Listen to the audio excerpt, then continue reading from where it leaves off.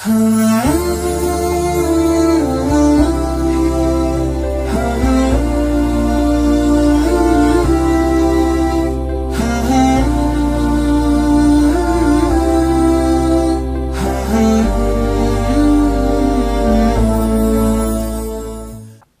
алейкум, кадырман көрүүчүлөр. Кайрадан улуттук биринчи каналда иман сабагы берүүсү назарыңыздарда. Урматтуу телекөрүүчүлөр, бүгүн биз ушак, жала жана жалган айтуу темаларында сөз кылмакчыбыз. Ал үчүн биздин студиябызга Кыргызстан мусулмандарынын дин башкармалыгынын ажылык умара жана эл аралык байланыштар бөлүмүнүн адиси, башкы адиси Абдулайыз Ажы Туташбаев устазыбыз келип отурат. Кош келипсиз. Рахмат сиздерге. Бүгүн биз ошол негизи эле баягы ушак, жалган, анан жала жабуу мындай күнүмдүк адатка айланып бараткан сыяктуу болуп калды да жашообуздачы. Анан ошон үчүн баягы сөз башында ушундай суроо бергим келип атат. Шариятта ушак айтуу жана жалган маалымат таратуу кандай күнөө катары кабылданат? Шариятыбыз эмне дейт? Бисмилля, алхамдулилля, вассалату вассаламу аля расулилля.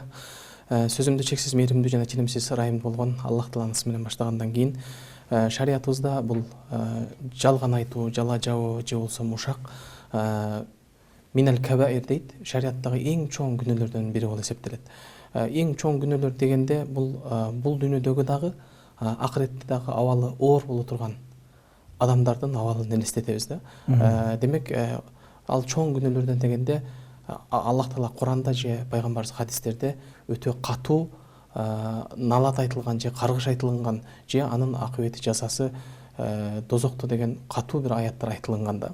Кээде баягы биз ушул Аллах Тааланын азап жөнүндөгү же бир дозок жөнүндөгү аяттар айтылганда кээ бир адамдар бизди молдо келе мындай ислам менен коркутуп атат деген түшүнүктү кабыл алышат да. Жок, чындыгында баягы ислам биринчи бейиш жөнүндө, ал жактагы рахат жөнүндө, жыргалчылык жөнүндө дагы айтылып, анан экинчи тарабына келгенде адамдар ошол нерсеге дагы маани бербестен, адам нафсине азгырылып же шайтандын васвасасына алданып бир жаман жолго баратканда, нафсти тыйып туруш үчүн экинчи тарапта гана айтыла турган маселе катары айтылат. Ошондуктан шариятыбыздагы жалган айтуу же ушак бул өтө чоң күнөөлөрдөн бири. Эң чоң күнөөлөрдөн бири. Аллах Таала Кур'ан-ы Каримде мисал келтире турган болсок, Аллах Таала Кур'анда бир канча аяттарда ушул ушак жөнүндө, жалган айтуу жөнүндө катуу аят хадистер айтылган да. Ошол аяттардын биринде мисалы вайлул ликулли хумазатил лумаза деп келет. Хумазатил лумаза бул кандай адамдар десе, адамдардын арасында ушак таркаткандар кандай кылып десе, хумаза бул сөз менен. Лумаза бул ишарат кылып, көздөрү менен, кыймыл аракети менен бир адамды кемсинтүү, бир адамды айыптоо, бир адамдын абийирин ачуу сыяктуу жаман нерселерге колдонгон нерсе болуп эсептелет да. Бул ушак деген сөз намима дейт араб тилинде. Бул намима деген сөз акыйкатка дал келбеген сөздөрдү, нерселерди бир адамды экинчи адамга барып жамандап, бир адамды экинчи адамга барып ушактаган нерсени колдонулат, намима деген сөз. Ал эми шариятыбызда дагы бир чоң күнөө деп аткан бул жалган айтуу, калп айтуу, бул андан да чоң күнөөлөрдөн бири болуп эсептелет. Мына ошондуктан дагы пайгамбар саллаллаху алейхи вассаламдын өзүнүн бир хадисинде ушундай деп айтат: мусулман адам нафсине азгырылып күнөө иш кылып коюшу мүмкүнбү дейт да. Күнөө дегенде кандай, мисалы урлук кылып коюшу мүмкүнбү дейт. Урлук кылып коюшу мүмкүн дейт.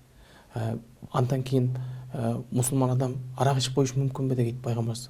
Арак ичип коюшу мүмкүн дейт да. Бирок ошол суроолордун ичинде пайгамбарыбызга мусулман адам жалган айтышы мүмкүнбү дегенде пайгамбарыбыз саллаллаху алейхи вассалам ошол хадисти риваят кылган адам айтат, пайгамбарыбыз жамбаштап жаткан эле дейт. Ордунан туруп отуруп алып, мусулман адам эч качан жалган айтпайт, мусулман адам эч качан жалган айтпайт, мусулман адам эч качан жалган айтпаш керек деген сөздү улам кайталап отурду дейт да. Демек ушундан билинсе болот, шариятыбыздагы жалган айтуу, калп айтуу ушунчалык чоң күнөөлөрдөн бири болуп эсептелет. Мына ошондуктан күнөө, жалган айтуу, ошол эле ушакчылык жөнүндө мисалы Куранда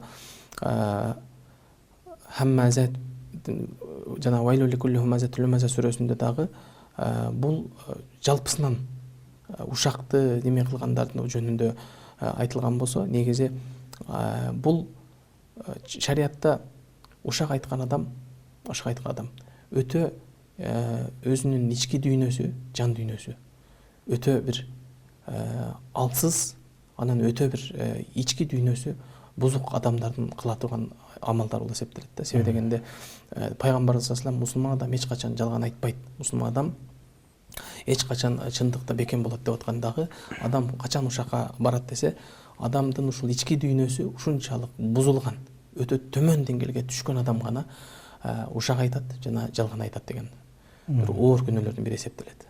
Ушул жерден бир кыстырма суроо берип кетейин. Жалган айтуу жана жайылтуу мусулмандардын адеп аклагына канчалык каршы келет? Бул ушул пайгамбар саллаллаху алейхи вассаламдын ошол жана жогоруда айткан хадистерине улай эле Аллах Таала Куранда Хужурат сүрөсү келет. Хужурат сүрөсү бул кээ бир алымдарыбыз бул сүрөсү Суратул Адаб деп дагы айткан, чыныгы момун мусулмандардын адеп ахлак сүрөсү деп дагы баса белгилеген да. Себеби дегенде бул сүрөнүн ичинде чыныгы момун мусулман адамдардын адеп ахлагы камтылган. Ошондуктан дагы мисалы жалган айткан адамдарды жөнүндө Аллах Таала Кур'ан-ы Каримде ушундай деген аят келет. Аятта я юхаллазина аману ижтанибу касиран миназ-занн инна бa'даз-занни исм ва ла таджассасу деп Аллах Таала эскертет да. Аллах Таала аятта эмне дейт? Аллага ыйман келтиргендер деген. Чыныгы Аллах Таалага ыйман келтиргендер, Аллах Тааланын барлыгына, бирлигине ыйман келтирип, Аллахтын бейишин үмүт кылып, дозоктон коркуп жашаган мусулмандарга тиешелүү аятта айтып атат да. Ижтанибу касиран миназ-занн. Көп күмөндөрдөн алыс болгула дейт.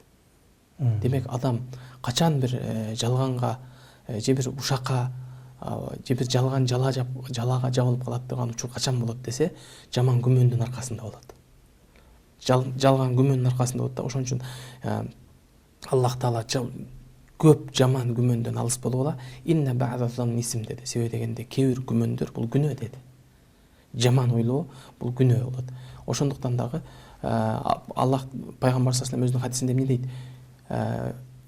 Су'уззан акзабул хадис деген. Бирөө жөнүндө жаман күмөн кылуу бул шариаттагы эң чоң акзабул хадис сөздөрдүн эң жалганы болуп эсептелет деди. Караң, жаман күмөндү сөздөрдүн эң жалганына кирет деп айтты да. Себеби дегенде ошол жаман күмөндүн аркасында адам ошого таянып, ошондон бир таянак чыгарып, бир ушак таркатса, жаман күмөндүн аркасында ал сөздөрдүн эң жалганы болуп калат деп айтты да. Ошон үчүн вала таджассасу деди. Антип бириңдин аркаңан бириң түшүп, бириңдин аркаңдан бириң аңдып, бириңдин аркаңдан бириң ушундай бир жаман күмөндүн алыс болгула деп Аллах Таала катуу эскерткен аяттардын бири болуп эсептелет. Ушул жерден мындай суроо жаралып атат. Акыйкатты билбей туруп, бирөөнү айыптоонун шариаттагы өкүмү кандай? Бул боюнча Аллах Таала Кур'ан-ы Каримде ачык эле бир аятта Аллах Таала аятта айтат.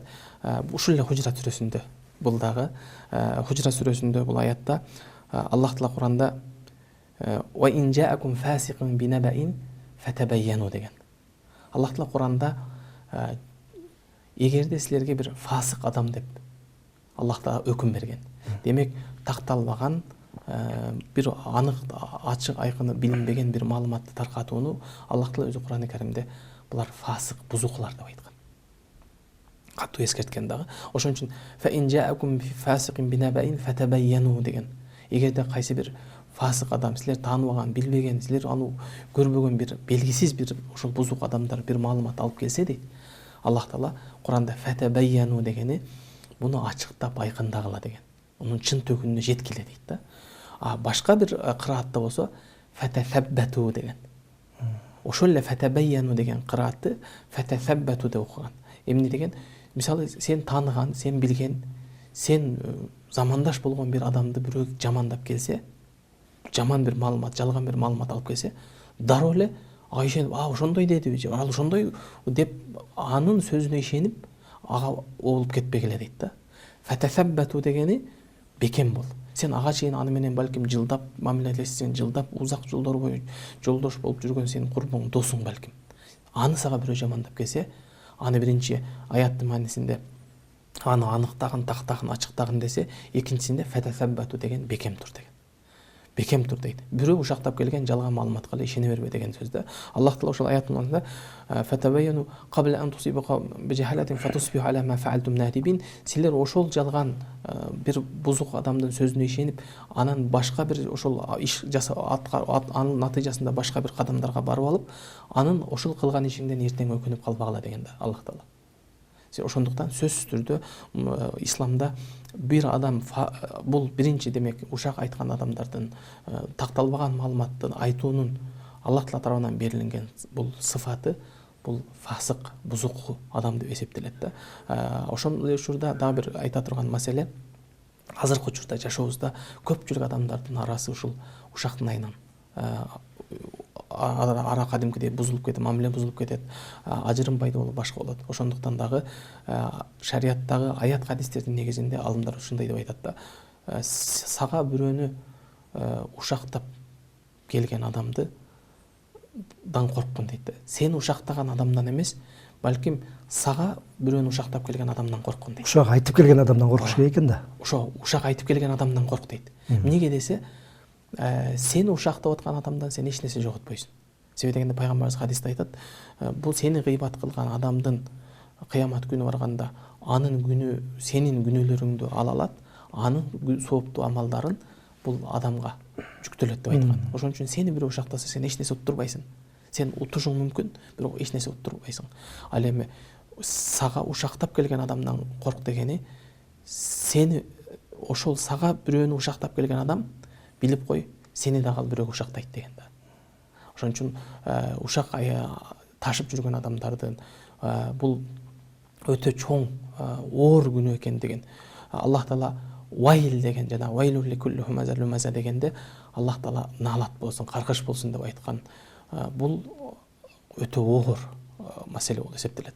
Дагы бир пайгамбар саллаллаху алейхи ошол хадисинде бул бузукулук жаман нерсе фаиннал фужура яхди илал нар дегенде бузукулук жаман нерселер адамды дозокко алып бара турган нерселер болуп эсептелет. Дагы жалган айтып жүргөн адам өзүнө эгер адат болуп калса, пайгамбарыбыз хадисте айтат, хатта юктаба индаллахи каззабан дегенде. Ал Аллахтын алдында дагы ал жалганчы деген наамга, жалганчы деген атка ал татыктуу болуп калат деген. Ал адамдардан эле эмес, Аллахтын алдында жалганчы болуп калды деген сөз бул акыретте өтө абалы оор адамдын абалын түшүндүрө турган өтө чоң күнөөлөрдөн болуп эсептелет. Аябай жакшы айттыңыз, сөзүңүздө жалган айтып келди. Бирок эми жалган айтып келген адам кийин барып тактаса, андай эмес болуп калды маалымат. Анда адам кандай кадамдарга барыш керек? Бул туурасында пайгамбар саллаллаху алейхи вассаламдын өзүнүн берекелүү бир хадисинде ушундай деп айтат. Силер бул дүйнөдө эч качан бир момун мусулман бир тууганыңдын акысына кирип калбагын деген. Анын укугуна тебелеп койбогон дейт. Хадисте пайгамбар саллаллаху алейхи вассалам ушинтип айтат. Сен ошол бир адамдын акысы болуп калып, бир адамда сен анын өзүңдүн бир укугуң, анын укугуна кирип калган болсоң, сен бул дүйнөдө барып андан кечирим сура дейт. Анын алдынан өтүп, анан сен бул эртең Аллахтын алдына барганда сенин эч бир байлыгың, эч бир бийлигиң жок болгон учур келгенге чейин барып, сен ошол бир тууганыңдын акысына, укугуна киргендиги үчүн алдынан өтүп кечирим сура деп айтат. Кадимкидей эле барып. Мен сизди ушактап койдум. Ошондуктан сен өзүңдөн кечирим сурайм деген сөз дейт да. Ошон үчүн экинчиден бул адам инсанбыз да. Кээде баягы туура эмес маалыматка же башка нерсеге же адамдык өзүбүздүн факторго алданып, ошол нерсеге ишенип, же бирөөгө айтып алганбыз, неме кылып алганбыз. Анын кийин чынтөгүн аныкталып, эгер сиз айтып аткан нерсе жалган болуп чыкса, бул адамдын чыныгы жүзү келип, ошол адамга мен сизди туура эмес ушундай маалымат айтып алыптырмын, же ушундай деп айтыпмын, кечирип коюңуз деп алдынан өтүү менен. Эми Абдулазиз ажы, бүгүнкү күндө мынакей социалдык тармактарда жалган маалыматтарды тараткандар абдан көбөйдү да. Бунун шариаттагы өкүмү кандай болот? Бүгүнкү күндө багы билбей эле комментарий жазып, анан ушундай болуш керек, ушундай деп эле багы аныгын билбей туруп эле комментарий жазып атышпайбы? Бул чындыгында бул соц тармактагы азыркы маалыматтар сиз менен биздин жашообуздагы буга чейинки эле жашообуздагы нерселердин бири болгону бул Аллах Таала тарабынан берилип аткан немат. Эгер ушул соц тармакты туура багытка иштетсек, ошол эле учурда буну туура эмес жакка иштесек, анда бизге чоң бир күнөөлөрдү алып келе турган нерсеге айланып калды да. Ошондуктан бул соц тармактагы айтылган нерселер деле жогоруда айтылгандай эле адам кандай гана маалымат болбосун, анын чын төгүнүн аныктап, тактап, андан кийин гана таркатуу керек, же болбосо андан кийин гана аны кабыл алуу керек деген маселе турат да. Анан эми шариятыбызда чындыгында азыркы соц тармактарда такталбаган бир маалыматтар же адамдар атайын отуруп алып ушундай ушактарды таркатып аткандыгы жөнүндө пайгамбар саллаллаху алейхи вассаламдын өзүнүн бир хадисинде Ми'раж кечесинде чыкканда Жибрил периште менен бир коом көргөзүлдү дейт да. Ал коом ушундай коом колдорундагы тырмактары жезден болгон, өздөрүнүн жүздөрүн, өздөрүнүн денесин, көкүрөктөрүн тытмалап аткан бир коомду көргөзүлдү деп айтат да дозокто. Анан ошондо Мен хавлая Жибрил, бул кимдер деп Жибрилден сураганымда, булар ошол ушакчылар. Булар ошол жалган айткан, жала жапкан, жалганчылар деп айткан деп келет да. Мына ошондуктан мусулман адам эң биринчи бул дүйнөдөн дагы акыреттин абалын эске алып, Кудайдан коркуп отурган сезим өзүнө ошол сыфатты ойготуу менен эле экинчиден бул соц тармактагы айтылып аткан нерселердин чеги жок. Улам ал канча адамга жетсе, ошол күнөөнүн бардыгы ошол адамга жазылат. Кудай эгер ушул соц тармактардан бир жакшылык ишке жарчы болуп, жакшылык ишке жардамчы болуп, жакшылык иштин жайылышына себепчи болсоң, сообу жазылган сыяктуу күнөө дагы ошондой болот деп. Бул соц тармактардагы нерсени ошон үчүн эгерде шарият мындай деп неме кылат, эгерде адам ошол соц тармактарды туура жакка пайдаланам десе, анда Аллах Тааланын бул жактан көп жакшылык эшиктери ачылган да. Анан бизде адамдарда ошондой бир нерсе болуп калган. Бир адамдын эгерде айыбын көрсө, шарият ал адамдын айыбын соц тармакка чыгып, же интернетке чыгып эмес, жалгыз өзүнө келип, өзүнө эч ким жок жерде өзүнө осуят кылып, өзүнө насаат кыл деп буйруйт да. Адамдардын көзүнчө дагы эмес. Ал соц тармактарда дегенде ал миллиондогон адамдардын көзүнчө ал айтылган сөз ошол жазылып, сакталып калып кала турган бир чоң нерсе болуп калат. Мына ошондуктан мусулман адам, бул дүйнөдөгү акыретин ойлогон адам, бул шариятыбыздагы эң чоң күнөө болгон, балким шариятыбызда тыйылган арам болгон нерселерден алыс болуу, бул чыныгы мусулман адамдардын сыфаты болуп эсептелет. Абдылайыз ажы, биздин убактыбыз чынында абдан тез өтүп кетти. Буюрса бул темалардагы мындан кийинки берүүлөрдө улантабыз. Биздин студиябызга келип, убактыңызды бөлүп келип, маек бергениңизге чын дилибизден ыраазычылык билдиребиз. Жалпы улуттук телерадио компаниянын жалпы жамаат ыраазычылык билдирет. Урматтуу телекөрүүчүлөр, эмесе биз эфирибизди жыйынтыктайбыз. Улуттук 1-каналда Иман сабагы программасы назарыңыздарга тартууланды. Аны мен Максат Атабаев алып бардым. Биздин эфирди ар жума сайын улуттук каналдын эфирлеринен көрсөңүздөр болот. Ал эми кийинки эфирлерден көрүшкөнчө Алланын аманатында болуңуздар, жакшы туруңуздар.